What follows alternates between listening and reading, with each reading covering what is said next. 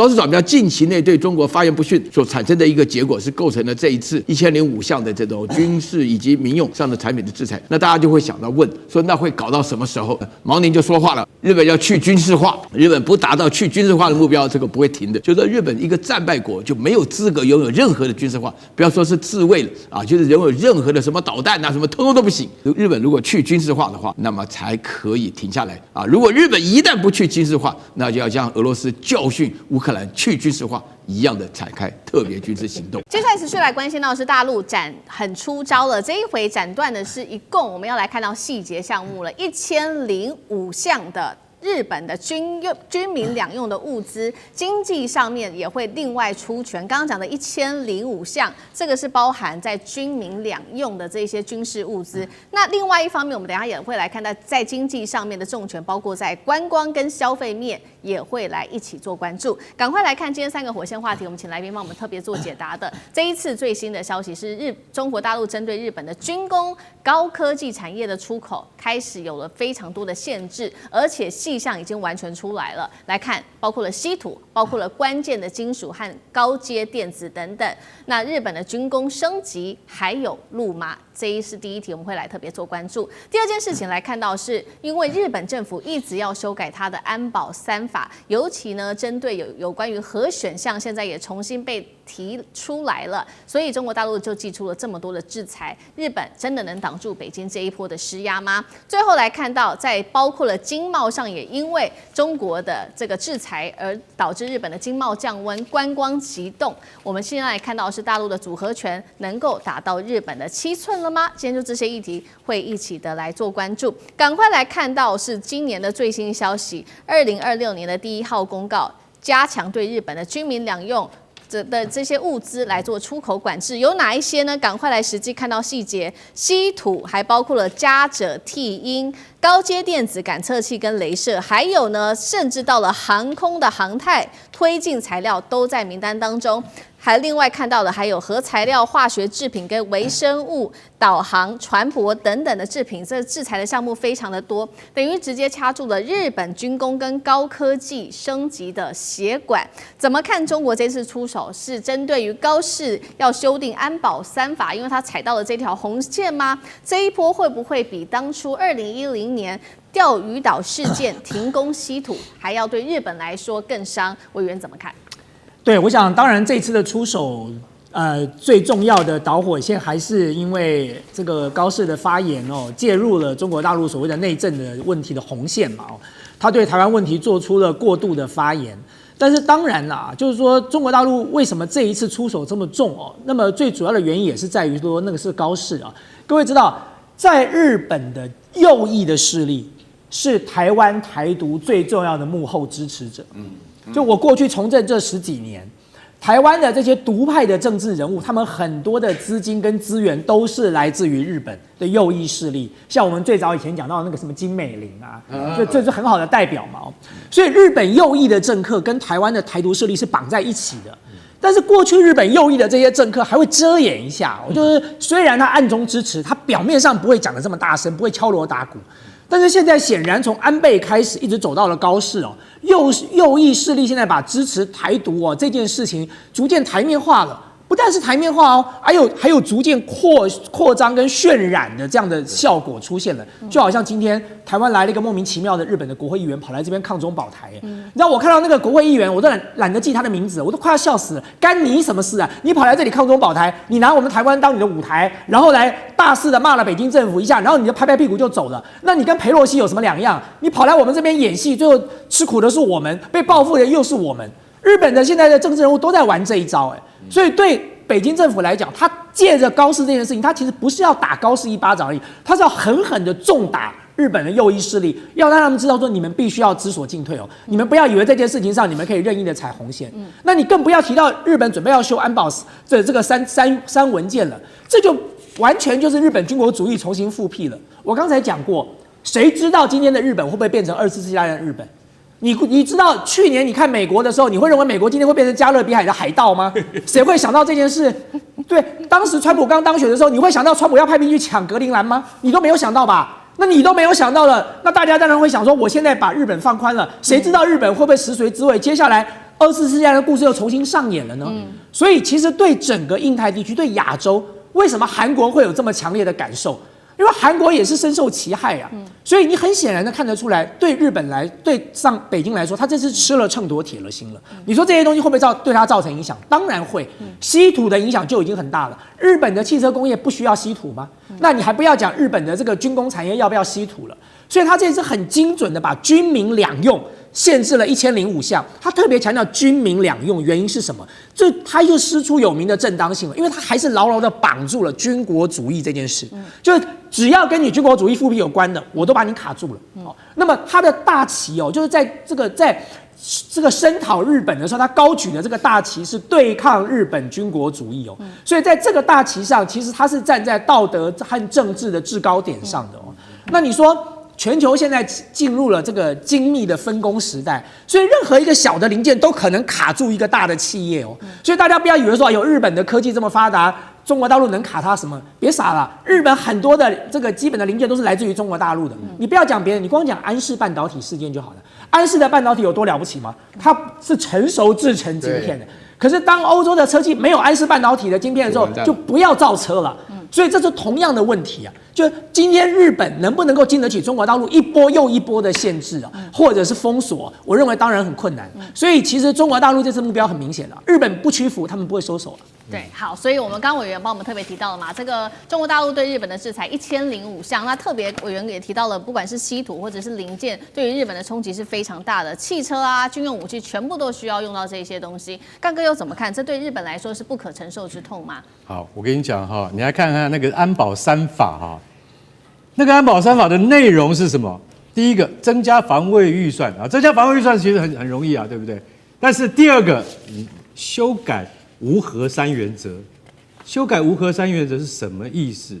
也就是说，无核3原则就是不能够用在军事目的上，也不能够用在就是说相关的很可能是武器方面的研究。反正他这本来就是他们日本宪法战后宪法的规定，但现在要修改，右翼势力极力在推，为什么？你知道吗？因为我们当然有很多的核能发电厂，对不对？在日本，可是我们始终没有对于核子能的另外的一项的应用。对，其实我说句实在话，有人讲委内瑞拉你就是没有核子弹，不然的话我跟你讲，你就像当年古巴为什么后来没有被美军登上岸来？因为苏联那时候威胁，我就在这边放核弹，所以古巴当年美国没有上去制裁它成功，就是因为苏联本来要放核弹，后来双方都退一步，各退一步。那委内瑞拉这次因为就没有核弹，日本也一直在想这个问题，我哪一天我需要有核弹，核弹之前我需要有核子潜艇，我有核子潜艇之后，我国际地位完全不一样，但是因为它是被核弹就是说曾经这个摧毁过的国家，所以他们自己本身有那个认知，说我们不要碰核子武器。那现在高市场苗上来以后，完全想法不一样，他认为说我们应该要有，为什么？但是我们要有不是马上有，是循序渐进的所以除了这个以外，还有取消武器出口限制你的意思是说日本武器也要开始要对，没错，就在这次AUKUS，就是那个美英澳三国联盟AUKUS 那个联盟里面，现在就是说他们要说干脆你不要跟日本买潜舰了，我们来帮你造潜舰，还帮你造核子潜舰维吉尼亚级，澳洲就很开心就被美国骗了，你知道为什么吗？因为AUKUS决定要帮澳洲造潜舰，从现在开始算10年之内他都拿不到。但是日本如果他愿意提供新的那个大鲸级或苍龙级潜舰，他2年之内就拿得到。所以澳洲现在有点后悔，你知道吗？你要晓得说，日本他现在积极想要拓展他的国际的武器市场，他要尝试着跨出那一步。那这些东西你加起来看的话，你就会发现什么？日本一旦能够踏出这一步的话，他就回到军国。所以说大千讲的对啊，你怎么知道他接下来会变成什么样子？他会不会变成怪兽？你不知道他以前就是曾经是怪兽，他以前曾经怎么样欺负中国跟南韩、朝鲜，还有东南亚，他是一个什么样的怪兽？他它怎么样被演变成那样？那就是因为国际联盟的绥靖主义造成他这样，造成希特勒变成那样的杀人魔。所以我跟你讲，日本的军国主义，你现在只是暂时被压抑着，右翼势力只是暂时抬不起头来，但他一旦翻身过来的时候，你会拉不住他，因为日本有这样的工业实力。现在日本的稀土50%控制在中国的手上，有我们知道的，除了稀土之外，还有钾、锗、锑啊这些重金属，这些都就是说老实讲一句，来源都在中国的手上。那日本从别的地方拿得到拿不到？拿得到，但是问题是它的成本会增加。你现在如果说真的已经确定了战略目标的话，日本就会从别的地方去拿这些东西。为什么？因为这些是无人机跟电子导航感测器这些高阶零件的这些设备。如果今天你在中国商务部它今天第一号就是限制这些东西的话，就是2026年的第一号，你就晓得说它的影响其实非常的大。我认为中国现在的做法是对的。为什么？我就是明白告诉你，日本，你不要去妄想去改变现在东亚的局势。如果你真的想要改变的话，我一定不是除了旅游，那是软制裁。我有硬制裁的方法可以对付你。好，这个是硬制裁，针对中国大陆对于日本在军事上尤其的制裁。那另外一方面，除了在这个军事上面、科技上面这些高阶科技的制裁之外，我们来看到大陆也针对经贸跟观光，针对日本做了很大的制裁。尤其先来看到经贸啊，日中本来在今年会有个经济团体新年会，那么中国驻日大使已经确定了首度缺席，3大经济团体原定1月访中计划直接延期。再来就是观光，现在也是急动哦，中国游客占日本消费观光20%以上，其中静冈更是高达40%哦。如今在日本的百货还有免税的这些药妆销售年减幅暴增啊，达到了20%，饭店价格暴跌，地方经济急动。一个是针对军事的制裁，另外还有观光消费对于日本的冲击有多大？老师，这个对日本的一个冲击的话呢，其实是一个全面的哈，因为刚刚我综合下来，大家要了解啊。那么当然的话呢，这一次1005项当中呢，最重要的我把它戏称为光刻胶大战稀土了啊，因为日本的话呢，仗势的这个工业的这个独断的一个产品是光刻胶了。那大陆现在的话呢，就是不是做好准备的话呢，也就不会发布这条消息。我不晓得大家记不记得上个礼拜的时候，日本还有一个消息，就是日本的话呢，他们所使用的稀土的话呢，依然有65%以上是从大陆进口。那个时候就很多人觉得奇怪，大陆怎么迟迟一直不肯出手？那现在的话，这不就出手？这个出手的话呢，有2个问题是非常明显的啊。第一个是即刻生效。啊，马上就生效，就说昨天1月6号宣布的啊，今天是1月7号嘛，对不对？马上就开始生效了。所以说日本的话呢，他们那个太平洋司的话呢，这个司长的话呢，就外交部的哈，叫做金井正章。啊，就是前一阵子跟刘敬收在一起，刘敬收穿那个武士装，插了口上那个金井正章啊，然后呢，他就马上提出严正的抗议。这个对日本来讲的话，日本的准备不足。然后另外的话呢，所有的军事的科技的话呢，有关军事方面的生产的话呢，它都全部要停止。然后再接下来，你刚刚提到了观光的话呢，那么对大陆来讲的话呢，这个观光现象，其实严格来讲，大家如果注意这方面消息的话呢，日本在观光的这方面表现得非常强硬的啊，有很多的餐厅讲不招待中国人，甚至还有餐厅的话呢，中国人贵了60%啊，这些现象都发生。所以这个情况是越演越烈，所以大陆现在普通老百姓的话呢，也可以感觉到去日本玩是不受欢迎的，那就不要去了。所以在这种情况下的话，对日本来讲，但是日本整体来讲，关西地区遭遇的损失特别大啊，因为日本人喜欢去关西，就是金板神加奈良什么，日本人喜欢，就是日本人喜欢欢迎中国人在那边。因为我到这边以前，我跟那个神户大学有合作的时候，那神户这边的街头上的话呢，里面所有卖那个药妆店里面全部讲中文的啊，进来没问题，我给你介绍一下，都是这种情况。所以说对这个目前为止的话呢，发展来比较严重。不过我讲一个比较重要的消息啊，大家一直都很关心，就是说这个昨天公布讲说，高市早苗近期内对中国发言不逊所产生的一个结果，是构成了这一次1005项的这种军事以及民用上的产品的制裁。那大家就会想到问说，那会搞到什么时候？我告诉你，今天那个毛宁就说话了，日本要去军事化，日本不达到去军事化的目标，这个不会停的。啊，这个反正已经呼应了我们前面2位来宾所讲的内容，就是说日本一个战败国就没有资格拥有任何的军事化，不要说是自卫了啊，就是拥有任何的什么导弹啊什么，通通都不行啊。那这个情况的要求，这个标准讲起来的话，我觉得像以我这种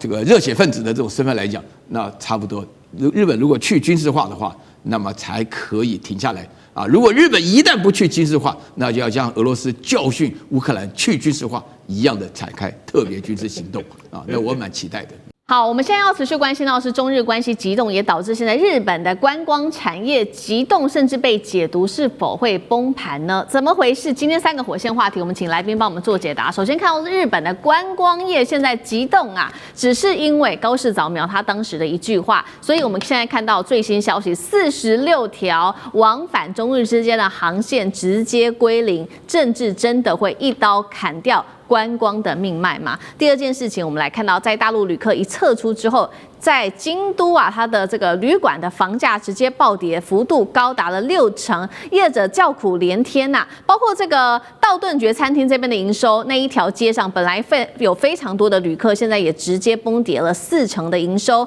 关西的观光为何这么的脆弱呢？最后来关心到的是，现在中国大陆的旅客好没有消失，其实呢，他们不去日本，去了哪里？贡献了包括了在韩国、东南亚、欧洲都接住了来自于大陆旅客的红利。日本成为唯一被中国市场淘汰的国家吗？今天就这些议题，我们会一起的来做关心。好，赶快来看到，就是因为当时高市的一句话，我们刚刚提到的嘛，中日航线取消哦，明年1月已经确定了2195班，取消率竟然高达40%，46条中日航线2周会全面归零。接下来看到的情况就是大阪、京都、名古屋到福冈，整个街头人超级少，几乎没人了。那日本对它接下来会有它的观光产业来说，会造成多大的冲击呢？我们首先看到，除了说刚刚提到的44万旅客会丧失之外，总共是涉及到26座大陆内地的城市，18座日本的机场哦，还有这个关西航线成为最大的重灾区，超过10条航线也直接停飞。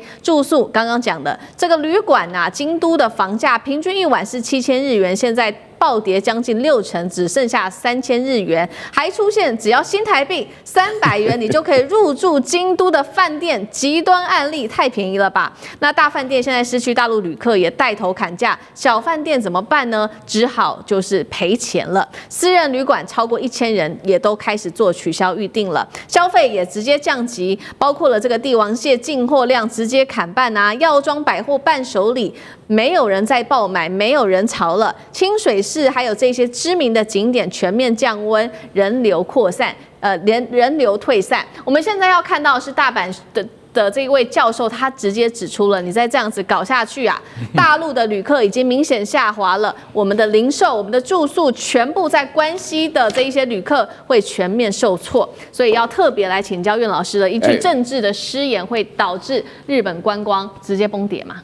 我们呢，通常来讲，去日本最著名的观光景点呢，就是京阪神，也就是关西地区，就是京都、大阪跟神户。那我自己的话呢，在做这个系主任的时候呢，曾经跟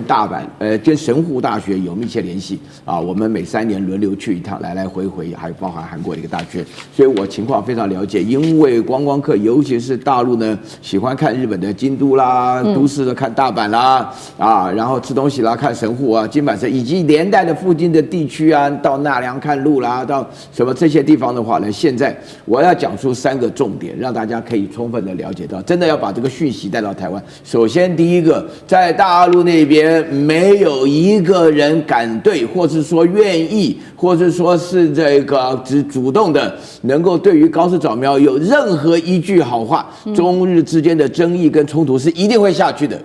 这边一定要了解，因为在台湾的情况，台湾的人大多数是希望大事化小，小事化无，没有这回事。台湾人是希望中国跟日本打起来的话，那中国可能会败给日本，没有这回事。台湾人基本上认为美国会帮助日本来对付中国，没有这回事，一定要搞清楚。所以说这个是第一个重要的原则。然后第二个原则的话呢，这个大陆只有讲说你们现在不要去日本玩了，就赶快回来吧。所以说这里面出现的一个结果就是这个样子，就是我们代表14亿人的心情来讲这个问题的时候，就是说只有日本人跟少部分的台湾人搞不清楚的状况，还会出现啦啦啦叫的不同的看法，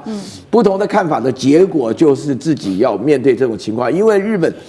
突然感觉到大陆是面对3场战线，一个是经济战，就是包含观光；另外一个就是科技战，就是讲到稀土啊什么的；还有一个就是外交战啊，然后最底下的话呢是军事战，还有第3点那个问题的话呢，就是日本人本身来讲的话，他们口嗨派跟他们的务实派构成了极大的冲突。他们口嗨派讲说布莱正好，安静得很，街道清洁多了，看到中国人就讨厌。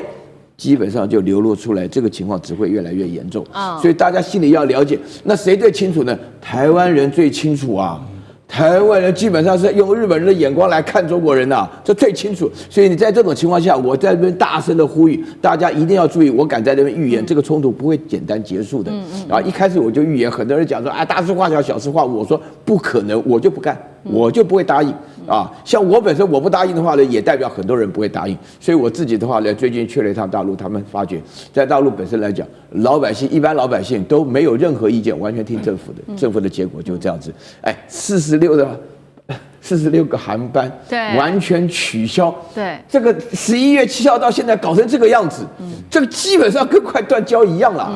对，如苑老师刚刚帮我们看到，现在中日46条航线都全部归零了。那接下来对于整体关系本来在这边日本是最难定的一个地方，京都过去也是最贵的城市。那现在没有了大陆的观光客，为什么这个关西的观光体系会整体看起来好像要崩盘了？委员怎么看？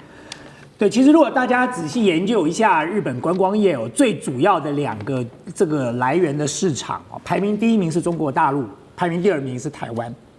可是很奇妙的一件事情就是中国大陆跟台湾的观光客青睐日本的观光景点是不一样的。所以如果你在东京，你看到的几乎都是台湾的观光客。你走在那个路上前面可能讲台语，后面就一样在讲台语，你就好像在西门町逛街一模一样就除了那个招牌有日文以外。看来看去都是台湾来的人可是其实如果你在东京很难看到大陆的观光客，比较少，就因为台湾的观光客到日本去最主要就是 shopping 嘛，就是你去药妆店杀进去，把人家的 EV 全部买光了，然后买这个什么合利他命就买各式各样的东西。但是中国大陆的观光客他们比较青睐的是关西，所以如果你到了关西，你到了清水寺，然后你到了这个什么2条城，你就会发现说，在那里讲的可能都是这个正宗的京片子或者是那种家乡话了。原来都是中国大陆的观光团在那里。那中国大陆的观光团相对来说，在过去这段时间它的主力都是放在关西，所以关西是哪里？京都、大阪、神户、奈良，大概就是这些地方。那么，因此在这一次，当中国大陆的这个观光潮这个因为这个高市的失言风波而全面叫停之后，受到最大冲击的不是东京，而是关西。所以我们很多朋友当时看到这件事情的时候，他们就说：“太好了，那东京的这个饭店应该变便宜了吧？”就上网去查，没有一间变便宜的，还是一样贵原因很简单，因为他们的观光客都是来自于台湾的，对台湾来说本来就已经安排好行程了。可是关西就不是这样咯。就如果你今天是去看关西的饭店的话，哇，那关西的饭店就开始价格大幅的下降。更重要的是，关西有很多顶级饭店，就是各位知道，我们去关西玩，就可能就是住相对便宜的这个观光客住的饭店。对，很多中国大陆观光去住的，比如说是什么京都岚山的饭店，那个饭店还要坐船才能坐进去的，那是顶级饭店。那这些饭店一被叫停之后，他们等于是完全是血本无归了。对，所以其实。现在日本虽然盯在那里说没关系反正呢我们现在更好，人少一点我们就不会这么挤最好可以盯这么久那么台湾的人就开始喊台湾这些信仰说哇，我们现在要全力的去支援日本，可以啊，你们青鸟有钱，你们就去住看岚山那个要坐船进去的饭店，那个一个晚上好几万块台币的，你如果住得起，我也佩服你了。所以我觉得对日本的观光业来讲，长远来说它撑不下去的。就是也许有一部分的观光客，你说，哎呦，这个时候趁关西便宜，我赶快跑到关西去玩。可是我刚才说过，中国大陆跟台湾分别就是排名第1名跟第2名的观光客的市场，台湾也不过2300万人，中国大陆有14亿人所以你想想看，在这种比重之下，台湾的观光客就算增加一点，那个增加的量也非常有限可是中国大陆少掉的那一段。却是很大的一个比例因为中国大陆的到日本的观光客是超过台湾的，大概超过了一小段就我如果印象没有错，大概差几百万吧，150万以上。对，但是问题是在这种情况之下，台湾能够补的非常有限啦，所以我觉得日本现在当然死鸭子嘴硬，他说没影响哦，那么观光品质变得更好。日本你最好就有种继续这样讲嘛哦，那么接下来你就看到底是谁撑不住，因为现在真正得利的是哪里？是韩国因为中国大陆观光团不去日本就改去韩国了，所以在这个事件当中真正获得最大利益的是韩国。那么而这些钱原本是日本可以赚的，原本是关西的这个旅游业可以得到的，就因为高市一句话，全部都打水漂。对。好，谢谢委员。日本自己内部这些零售、观光啊、饭店业者真的是叫苦连天，也希望政府能够多做一些什么事情。那确实，那现在持续的大陆旅客就是不愿意去日本，那他们去了哪一些地方呢？刚刚特别提到的几个国家，包括了这个南韩、越南、印尼、德国、西班牙，酒店、饭店的热度较去年同期大幅暴增，最多高达了300%。尤其的韩国游客人数创下了历史新高。华干哥怎么看？好，刚才岳老师说，日本其实那些都是右派，他们说不要来最好，陆客，你把街道弄得脏兮兮，你不要来，我们这边清爽多了，你知道？我告诉你，那个是他们这些人可以讲的话。你知道酒店业者现在怎么讲吗？不敢讲出来，心里想说，再不来我们完蛋了，你知道吗？我跟你讲，你现在最有名的叫什么？在京都清水寺，这个庙香火鼎盛的，去过。你去过？你看，当然徐老师都去过。对，我们到京都一定要去很重要的观光区。清水寺，你知道它附近的酒店以前都很难订的，它现在从7000块日币一晚已经降下来了，完蛋了，降到3000日元一晚，3000日元等于台币1000块，晚上就有得住了，还是一样没有满。所以那些老板之间啊，就是酒店老板之间都在互相打听，你今天有没有住满？我今天有没有住满？都问这些问题。好，你说这个东西，就像我们刚才看到那个道顿窟啊，道顿窟啊，不是道顿崛，道顿窟这是哪里呢？这是大阪最有名，道顿窟它相当于什么？它相当于台北的东区啦，或者是台北的西门町啊。对，这么热闹的地方，你知道它现在我跟你讲，你看它帝王蟹进货量，你就知道了，砍半代表什么？游客不见，这非常。就是等于对于日本而言，这是一个非常特殊的一个状况，因为很少见这种状况。那现在这个论点很简单，叫日本替代论。日本替代论是谁得利呢？我跟你讲，就最近的韩国，超级豪华邮轮现在从哪里？从上海开去济州岛，不是开去大阪，也不是开到横须贺，所以你就晓得说，那个习惯已经改了，而且去到那个韩国。他们可能的消费还不会那么高，对不对？所以南韩尽收渔翁之利。现在航班到了1月，我们已经知道南韩的酒店的订房率已经多了，比一般去年12月多了240%。还有一个国家得利叫印尼，印尼也是多了100%。为什么？因为反正现在日本很难去嘛，那我们刚才往南跑嘛，对不对？然后你会想说，除了这个印尼、南韩之外，还有一个国家，你绝对猜不到，它得利了，它叫北韩啊？怎么会是北韩呢？为什么？我跟你讲，金正恩现在悄悄的盖了5间国际级的酒店，而且我有朋友说，真的去看过，真的国际级哦。只是你还是不能拿来乱拍之外它里面的那个水准跟那个设施还有服务它可以跟国际接轨的。它是悄悄的盖，而且那5间酒店，它位在哪里？位在那个山池渊的旅游胜地。山池渊这个地方有去过应该知道，就是说那5间是在大概半年之内一都落成了。为什么？因为连金正恩都带着金主爱他女儿去参加开幕典礼，然后金主爱表演滚床单给你看，就在那个床上这样滚过去，说：“哎呀，这个好棒，好舒服啊，爸爸，我们也要住一晚。”意思是什么？意思连北韩都很重视了。都很重视，因为去北韩旅游的性价比当然比一般的国家来得高嘛，所以你就晓得说，现在日本替代不是不可能，但日本替代这个概念会不会成为就是未来的一种，就是说旅游的习惯或方式？现在我们还可以再继续观察，因为日本永远是贵嘛，但是呢，现在有一个叫什么叫4条河园町在哪里呢？在京都。4条河园町，它什么药妆店？你们最喜欢去的，女孩子最喜欢去。4条河园町是一家店，很大，可是通常呢，听说100多坪，可是通常呢，你到了那门前挤不进去，为什么？排队排到都是讲中文的在揽生意。对，岳老师完全讲对了。对4条园河町，坦白讲一句，都是陆客在支撑的。没有陆客的时候，日本当地的自己的消费者也很多。可是多了陆客之后，老百姓很开心，为什么？水泄不通，挤得进去挤不出来，这样很开心，对不对？他说现在畅行无阻，没有人了，没有人啊，所以在大马路上你看到没有人的情况之下，对于日本的经济的冲击有多大？很多人都认为说这不是正常的现象。那高市早苗他其实在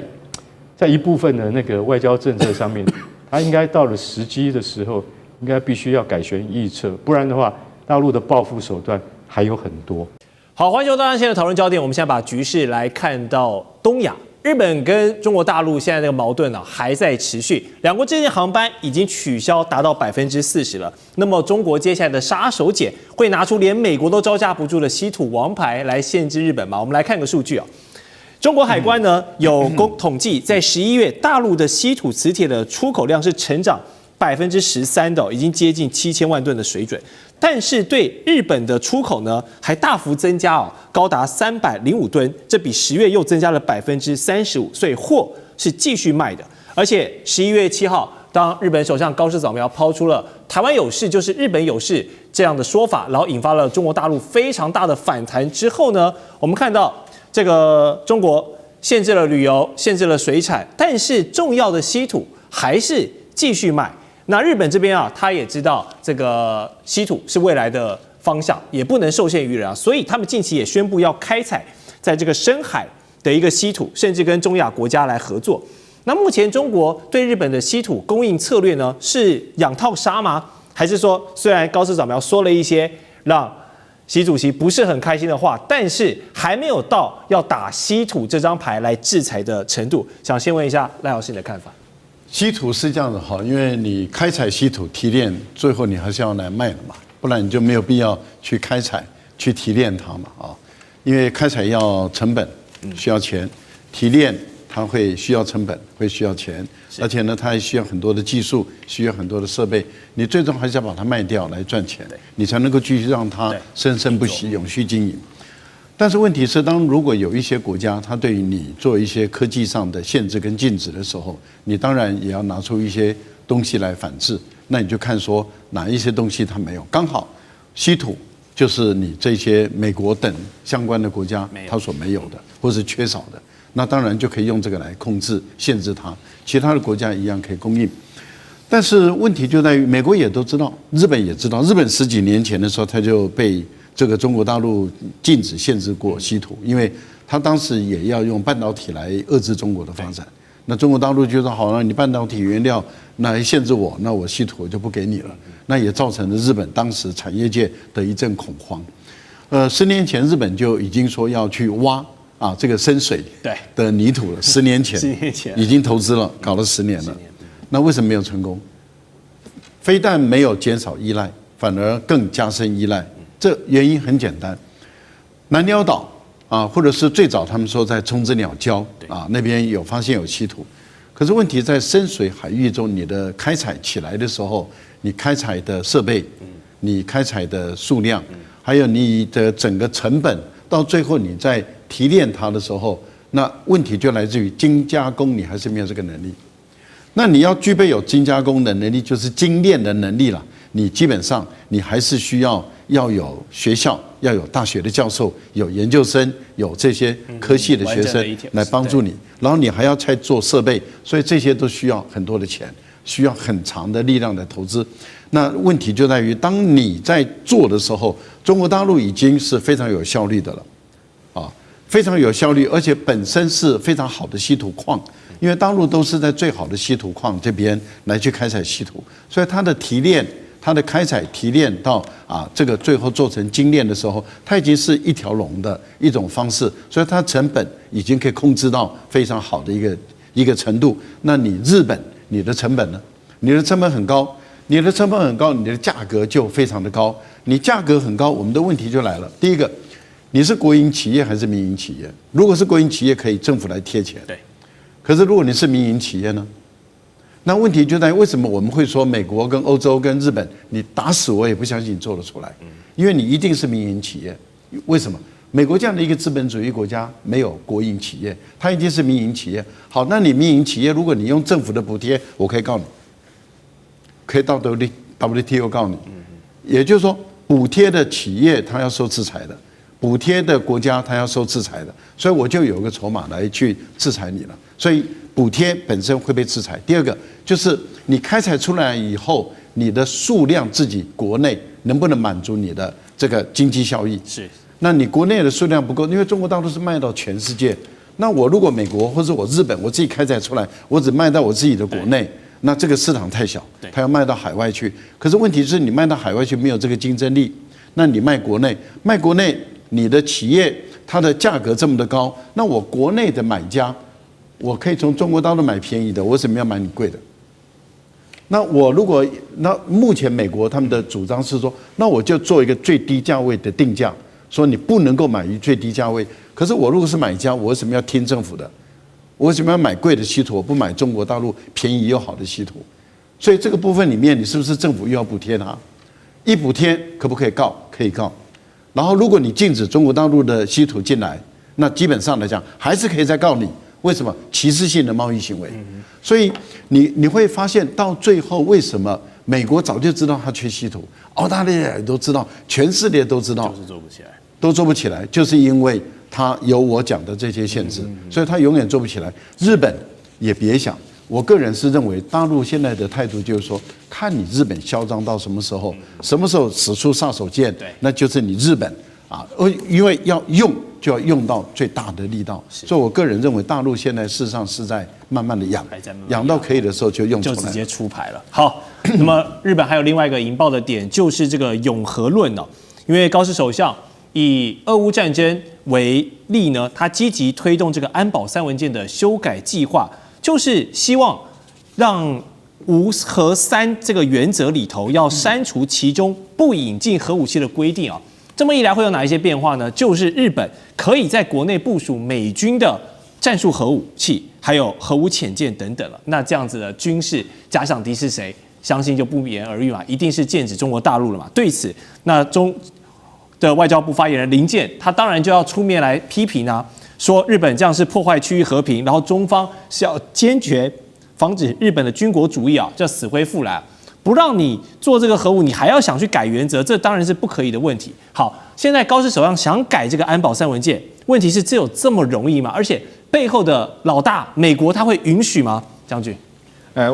我先解释一下什么叫安保3文件哈。那个我们这个请这个导播 Fox 在这个我们这上面的安保3文件，我跟各位解释一下，你就了解说这一个国家安全怎么回事。第一个，我们看到是国家安全保障战略，一个国家的安全不是只有靠国防军事，它包括地缘战略包括你的军工产业，甚至于包括到你的国家的一个经济实力，最后还有国民的心理，整个都已经包括在里面。那我们讲这个日本这个国家地缘来讲的话，你看到它国土非常的狭长，是根本就没有任何的战略纵深可言，而且它周边所面临的都是大国都是国土纵深很大的国家，包括到俄罗斯，包括到中国。所以在日本这种地缘战略上面，而且中俄两国都是核子大国，你贸然发展核子武器来讲的话，试问一下，以你日本这种这个国家的国土没有战略纵深状况下，如果说一枚核弹就足以将你所以南北完全切断。那当然，民众的心理你也要考虑到，民众心理到底愿不愿意这个恢复日本的军国主义，尤其是说日本这本身这个经过20次世界大战被轰过2颗原子弹，很多的民众记忆还犹新然后他们愿不愿意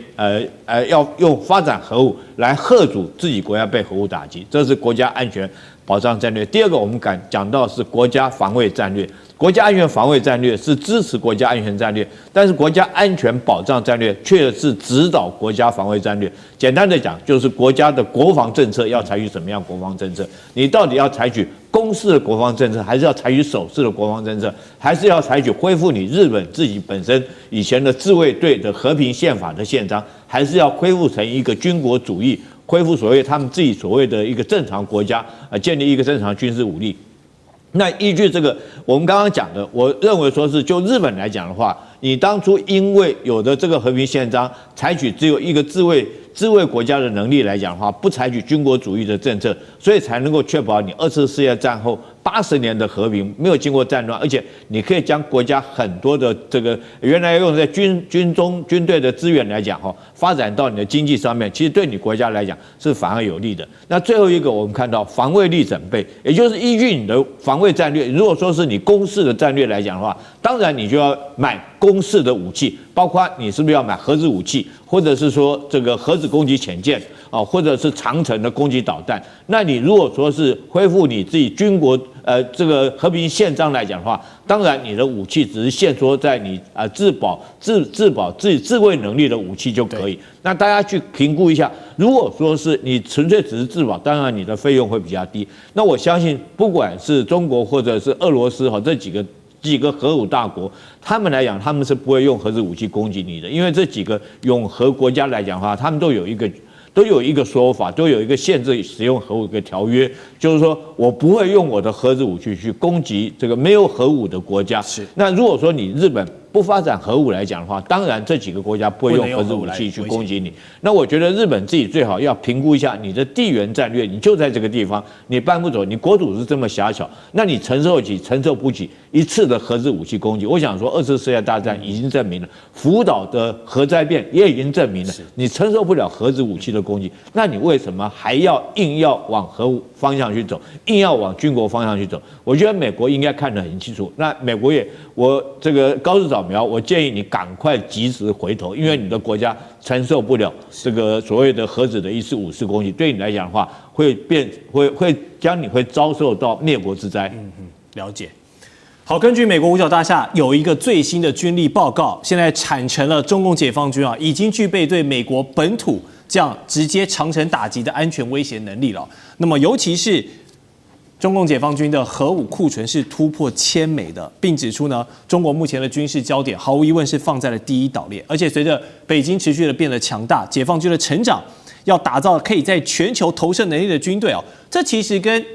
这个北京一直宣称要在2049年构建完成世界一流军队的雄心这个时间轴其实是相符的。好，解放军如果真的像报告中说的那么强的话，那美国第一岛链的盟友，刚才提到的日本、韩国、菲律宾还有台湾这些岛链的棋子，又该来怎么解读这份报告背后意味着美中现在的关系，还有军事两国的一些化学反应，是在替美军的全球防卫重心我们要转移了？因为我们现在第一岛链可能没得玩了，我们要退走到第2岛链，先打一个预防针吗？还是说是五角大厦对这个中共解放军在虚假的恭维然后实质呢是针对性的一个话术？委员怎么看？既有恭维，也有实质的评估。这份报告有几个很重要的功用第一个，反映出现实，大陆现在正在增加它的核子武器的数目。有人说它现在只有500枚，有人说它有上千枚。对，这个我们不知道它几枚。不过合理的来讲的话，中国大陆至少应该有1500枚战略核子弹，500枚战术核子弹，这个符合它国家的体量。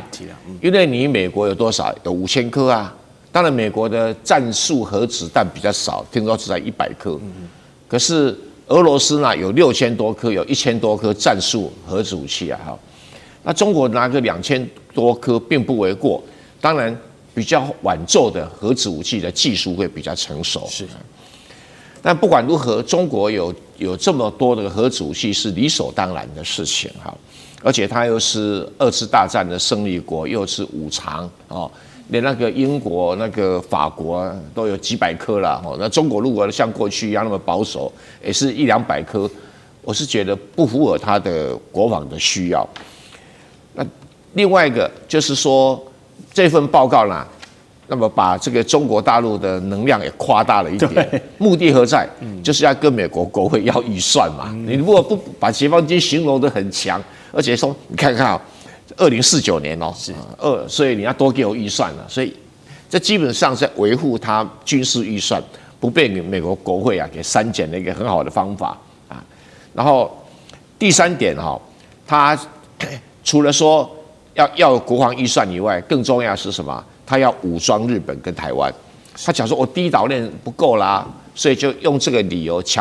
给日本跟台湾呢升级武装准备的一个理由。因为什么叫第一岛链？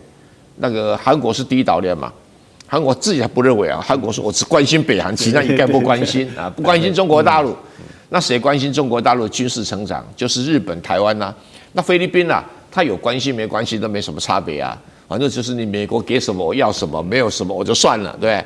那你说中国大陆会跟菲律宾起武装冲突，也不切实际，因为菲律宾不经打，中国大陆也没兴趣。那真的比较有问题的就是日本跟台湾。日本跟台湾的话，就刚才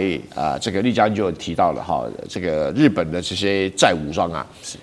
它是一个美国的政策，是一步一步往前进啊，有时候停一下，有时候扩展一下。那我个人判断，以像美国这样的气氛呢，他不想完全负起第一岛链的责任、防卫的这个成本，但是也不想完全退出。你说他完全退出也不太像啊，他会去积极的去供应台湾跟日本自己花钱买武器，对中国大陆的沿海的一些城市构成某种程度的威胁啊。用这种威胁的力量，他们认为这样可以嚇阻中国大陆解放军把力量投射到东太平洋。他基本上打的是这样一个算盘，所以他把这个解放军描述说他有全球投射的力量。我跟各位讲，不可能。为什么不可能？因为解放军没那么多基地啊。全球投射力量是要很多基地才行啊。不要以为飞机啊可以不停的飞就能够打仗，这是另外一回事情。航空母舰不需要停靠就能够长期作战，不切实际。那除非说，这个中国大陆能够在印度洋啊，在大西洋啊，能够找到很多的军事基地，要不然的话，说中国大陆会把武力投射到全球跟美国争霸，这个是美国人用来怎么要预算用的了哈。但是台湾跟日本就要特别注意啊，因为日本修改什么安保3文件啊，那么再次拥有核子武器啊，我个人判断是在美国的这种战略思考上，这是不可避免的。那台湾的军事经费要常年维持个5% GDP 以上，也是无法避免的，因为这两个都是美国的附属国，一个比较大的位阶比较高的附属国，一个位阶比较低的附属政权。好。那就看解放军怎么去应对啦。好，观众朋友，今天这一场中日大战，我们要来看到在钓鱼岛这边也是全面爆发吗？另外，今天也会关心到是全球最强的雷射武器会做一个对决，中日之间我们会来看到的是燎原1跟飞鸟号来做一个 PK。最后，我们今天也会关心到的是福建号穿越台海的目的是为作战预做一个预演吗？今天就这些议题，我们会一起的来做关心。3个火线话题，今天会请来宾帮我们特别做解答的，包括第一个问题：钓鱼岛会先开火吗？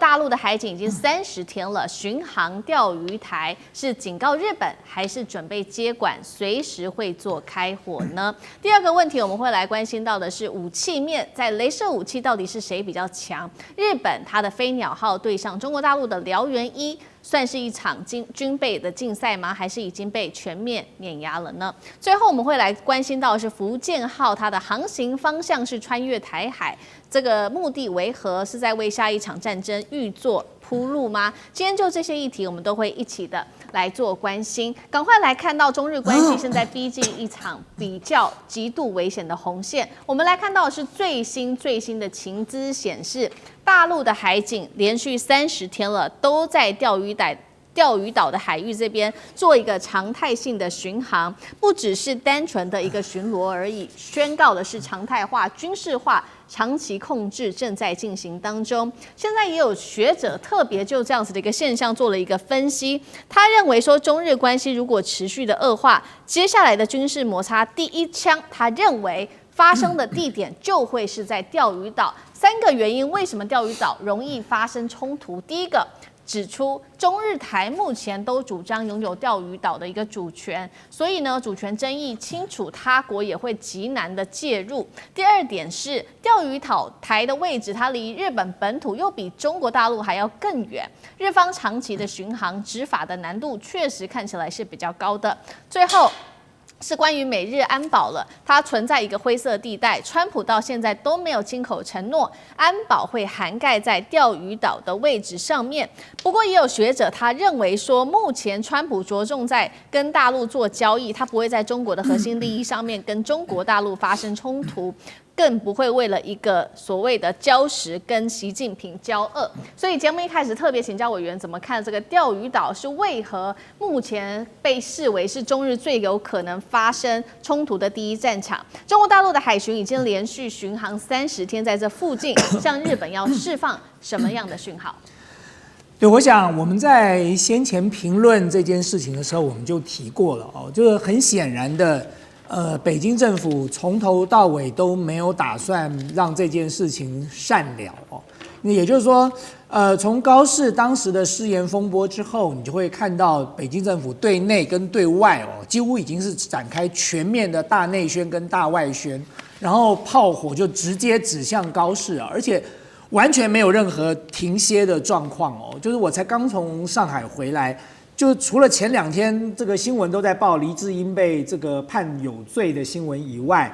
除此之外，几乎每天的这个重点新闻一开始都先骂高市大概20分钟，所以当你看到北京政府对内哦又这么高规格的大内宣的时候哦，你就可以强烈的可以感受到，他如果希望这件事情善了，他绝对不会这样做，因为当他这样做的时候，他等于是煽动了整个中国14亿人口的民族情绪了。就是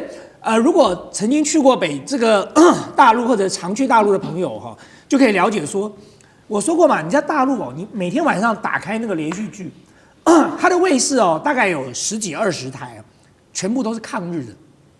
各式各样的抗日哦。然后呢，怎么对这个日本的伪政权啊，怎么在上海进行这个间谍的行为哦，几乎全部都是抗日。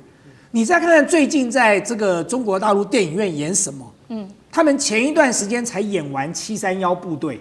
接着演南京照相馆。就这些电影，连我进去看了，我都会掉泪了，我都实在看得不忍心，我都不敢进去看了。可是当你想到他的电影院放的是这个，他的电视台演的是那个，然后呢，整个国内的大内宣全部炮口指向日本，这就代表说，恐怕不是高市几句试图要转圜的这种退让的态度就可以解决这个问题了。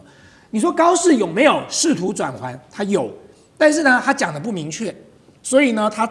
他承认这个台湾跟这个中国的问题，日本不应该介入。这个什么台湾这个中国的一部分啊，中国是唯一的这个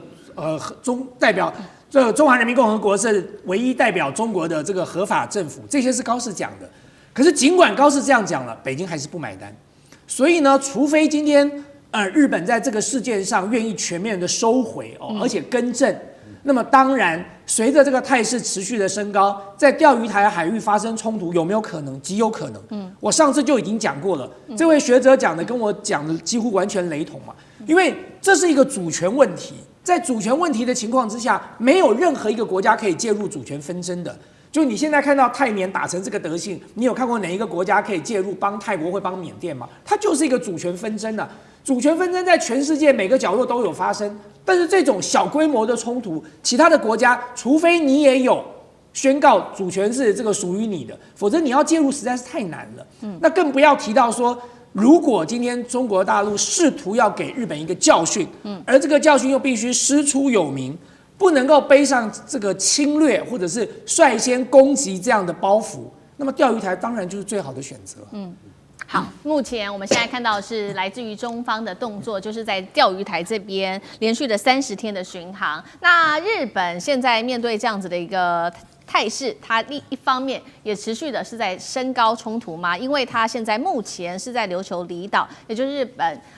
这个所称的冲绳部署了雷达的部队。那另外一方面，除了雷达部队之外，它还高调释出它的这一款武器，雷射武器，它是叫做飞鸟号，搭载100千瓦的一个雷射武器。那中国大陆今天我们说会做一个 PK 嘛？大陆的武器最新一代的是它的燎原1高能雷射系统，它现在目前性能是比较明朗的。我们看到这个表格哦，目前来看到它的射程是20公里，是一个比较具体的一个数字。那日本没有公布，那它的性能还包括5秒内可以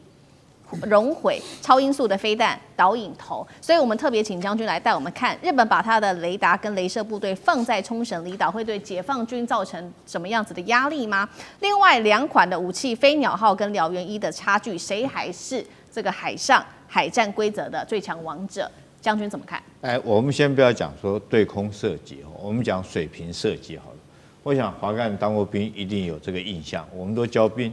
你归零175公尺，归零完以后，如果目标出现在300公尺，你要瞄准的是敌人的头部来做射击。为什么瞄准头部呢？因为你打出去后，那个子弹是有受地心引力影响，它是一个抛物线，到达175是在交汇点，那过了175之后，它就往下面掉。那你想想看，对空射击那更难了。以前我曾经打过，我带部队曾经对空射击过。你不要讲说打飞机了，光打一个气球，我们一个全连打了半天，打了这个数千发子弹，那气球都没打破。为什么？因为子弹飞出去，它是一个抛物线的。那如果气球在动的话，你还要算它前置量。你说无人机来讲的话，正面飞行、侧面飞行、45度的飞行，那个算的前置量都很难哈。那子弹飞行它有一个它那个初速跟它的这种距离有关嘛。你如果越远，它子弹飞的时间更久，所以你要算它前置量。那现在好了，如果说是这个不管是舰艇或对各种无人机的武器射击来讲的话，如果用传统的弹药你必须要很精准的算好它的前置高度，还有抛物线，你都要整个考虑在里面。所以通常都用雷达、用电脑来计算这个枪口要瞄准目标什么地方。那如果说是用雷射的话，这个问题就可以解决，因为雷射它是属于直线的，它不会有抛物线的问题。那它直线来讲的话，它速度又跟这个光速一样快，所以你可以说瞄到哪里，它就打到哪里。我们以一个舰艇来讲，一个舰艇最后一道防护，我们都知道，在美军体系来讲，我们叫方阵快炮这个防护的距离大概3到5公里，那它也是用雷达扫描之后，一阵这个速度很快的打出一个弹幕出去，让你的飞弹来撞到这个弹幕上面。那这个解放军他们用的是1130快炮但是这些毕竟是弹药，那你的距离射程有限，因为你受子弹的射程受限于这个，所以现在来讲最好的方式就是用激光武器。第一个，它是用光，它是走直线，而且速度又很快，可以很快。那解放军在这方面来讲，它已经有很长足的进步，而且已经用在实战方面了。我们不要讲这是燎原1号，我们讲之前他卖给中东沙特的叫做极尽狩猎者，就是一种激光武器。因为沙特那边经常受到这个也门组织，他们用无人机骚扰他的油田，所以他为了打这个无人机，最好的方式就是用极尽狩猎者激光武器来打。但激光武器极尽狩猎者在那个时候，因为受到沙漠这沙尘的影响，因为它毕竟是一道光嘛，这光如果说碰到风沙或者是云雾或者雨水等等来讲的话，它的效能就会失去了。所以，但是他继续后面的研发以后，他发明了所谓燎原1号。那我们目前看这个数据，如果跟日本的飞鸟1号比较起来的话，它300 kW 对100 kW，那功率越大，代表一个就是它射程可以越远，可以射程越远。那它目前来讲是说20公里。那如果按照这个比例来讲的话，日本飞鸟1号100千瓦的话，大概我想最多就是这个6到8公里左右，按照这个比例。第二个来讲的话，瓦数越高，它销毁的速度，它溶解的速度会越快，它就是将你的弹头溶穿烧毁掉。那按照燎原1号，它的20公里，它大概瞄准一颗导弹，将它烧穿大概要5秒钟，它一直盯着它，一直这样，那大概烧5秒钟将它烧毁掉。那日本的这一款这飞鸟号上面来讲，如果说是它功率不高的话，如果说是要超过10秒钟以上，你才能够将弹头烧毁的话，那你就很可能脱锁，你就不见得会烧毁。那除非说是这颗导弹距离你的距离更近，你才有可能在短时间之内将它销毁。那第三个，我认为说燎原1号为什么优于日本的飞鸟1号呢？因为它已经实战部署了，它已经摆在它的07这个2栖登陆舰上面这个叫做世明3号。那各位可能很有趣，为什么摆世明3号？为什么不摆更强大的055福建舰这些军舰？因为世明3号07是船坞登陆舰。那船坞登陆舰你知道吗？它在登陆的时候，它一定要停在所谓的换乘区，就是大船换小船的地方。它会在那边停留时间很久，而且它这个周波的时间距离大概10到20公里，也就是说这个距离来讲，会被守备部队来讲用无人机攻击的距离。第二个来讲的话，你在那边停留时间长，就很容易遭受到守备部队用这个火炮对你来攻击哈。你不能说停到那边马上就走，你很难闪躲。你又在那边停到所有大船换成小船，所以我觉得这种武器放在4名3号，它当然就最符合它实战的需求，因为这条军舰要在那边做2栖登陆，它可能要在那边停上1个钟头。那在这种状况，遭受到无人机或者导弹的攻击几率最大，而且它的距离岸边的距离又最近。这时候如果说它有这种燎原1号这种雷射的武器，可以对它做最后一道的防护来讲，不管是对导弹